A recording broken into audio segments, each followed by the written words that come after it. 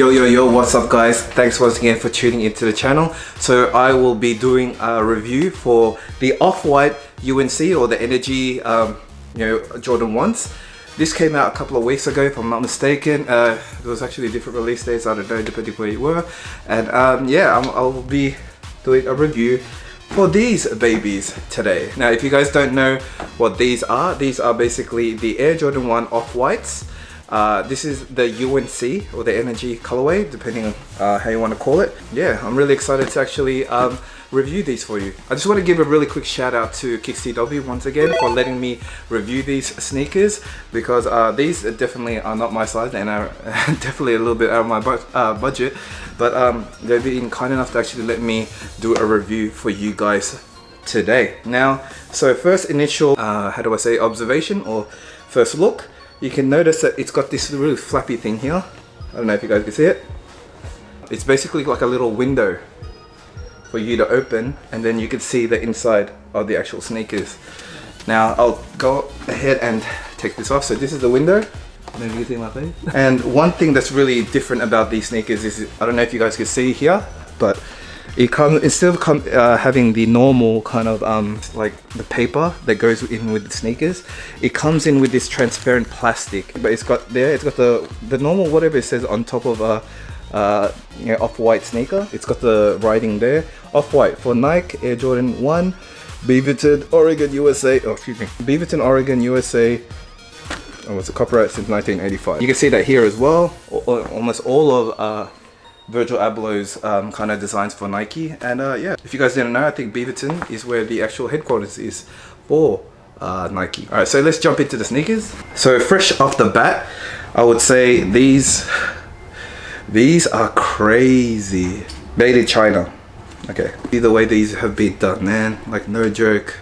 So as you can probably already see, these already have the red tag, the zip tie, whatever they're called, on the side. These are DS, obviously. Unfortunately, I won't be doing an on-feet review with these ones because yeah, they don't, like, I won't be.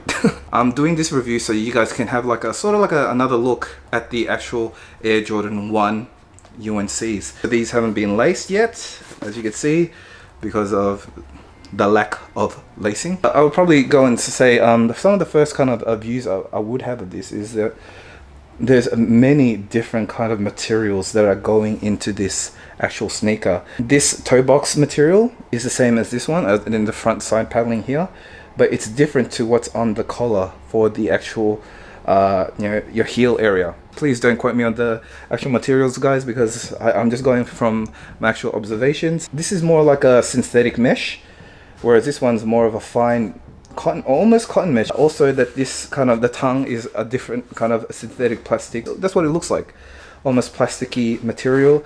And you can see there that the foam kind of material is kind of sticking out, and it's so raw and kind of unfinished. That's the kind of look that Virgil Abloh really likes to go for in terms of his sneakers. He does wild designs and he really thinks outside the box.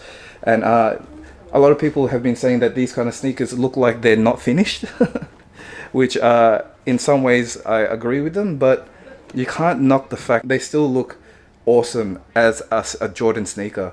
It's so different. Yeah, it's just so out of the box. It's so wild, and I really kind of admire his different kind of taste in style. He also got the check mark here for the Nike, where it's only kind of attached from here and in this spot here. It's got, I don't know why he went with orange though. It comes with orange laces. It comes with two different laces. So the orange, and you also get the blue. Both of them both say, I don't know if you guys can see it, but it both says shoelaces on it. So this one says shoelaces. Depending on your style and what you feel like, you can actually, you know, mix it up and put whatever kind of shoelace you want on it. I personally probably would just leave the white sneakers on it, because the color blue is enough kind of popping color for the actual shoe. So I'll probably recommend just staying with the white, but it's up to you. The blue might look good as well, but I don't know about the orange. I don't know how the orange actually got here, but it's a dope kind of different kind of change of color. It's a pop of color. You know, Virgil's really known for doing that kind of stuff by changing up stuff, you know, getting out of the ordinary. You can notice here that he's got two different kind of to use two different kind of materials here, where here it's like normal white leather, where here it's more like almost a suede. And he breaks them up here, so it gives you that really deconstructed look. I don't know how I feel about it. I don't know if I wanted this bit to be the white leather and this bit to be the kind of suede, but you know, Virgil doing his thing once again and changing things up. It's got a little bit of a harder material here. This material here on the heel counter is different to what's here next to the actual collar, or this this strap material here, which has the 85 2 years after I was born. Anyway, it's like a really hard kind of yeah, I don't understand why he did that. I'm guessing that's just the way it turned out when they actually, I don't know if it's painted or whatever, but it's really hard. So I'm guessing they'll provide really good heel support as well, especially when you're walking. And it's got the normal kind of off-white kind of detailing there. And overall, I think it's a pretty cool shoe. I don't know if you guys want to see the inside. The inside of the shoe. It's got the thing there. Oh crap, made in China. No, you don't want to see that. I don't know, you guys can see it's got the Nike Air at the inside. It's also got the really fluorescent orange detailing for the Nike Air on the actual tongue. And it's cool how he actually did it this way, you know, instead of putting it over here in the kind of upright position. I think it's a little bit different and it looks cool. And once again, at least this little orange thing matches the actual accents here. So once again, it's got the Air Jordan logo here, and it's got the Air in quotation marks over here as well. I'm a really big fan of this, like where he puts quotation marks and stuff. I think it's cool.